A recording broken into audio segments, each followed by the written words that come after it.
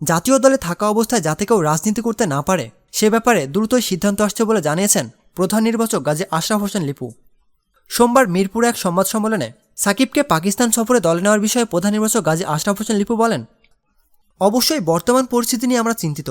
তার নিরাপত্তা আমাদের নিশ্চিত করতে হবে। সাকিব আল হাসান বাংলাদেশের একজন টপ প্লেয়ার। সিলেকশনের ক্ষেত্রে আমরা ভেবেছি যেহেতু তিনি রাজনৈতিক ব্যক্তিত্ব, মূলত তার মেধার বিবেচনায় তাকে দলে নেওয়া হয়েছে। জাতীয় দলের হয়ে খেলা একজন ক্রিকেটার রাজনীতি করতে পারবেন কিনা সেটা নিয়ে অনেকদিন ধরেই বিতর্ক চলছে।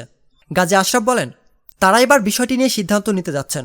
যে সংস্কারের ছোঁয়া লেগেছে, কেউ জাতীয় দলে থাকা অবস্থায় রাজনীতি করতে পারবেন কিনা এটা নিয়েও হয়তো কোনো সিদ্ধান্ত আসবে। কোনো রাজনৈতিক দলেরও কি উচিত কোনো রানিং প্লেয়ারকে দলে নেওয়া? তো দর্শক, আপনি কি চান বিসিবিতে রাজনীতি বন্ধ হোক? কমেন্ট করে জানিয়ে দিন আপনার মূল্যবান মতামত। এতক্ষণ আমাদের সাথে থাকার জন্য ধন্যবাদ।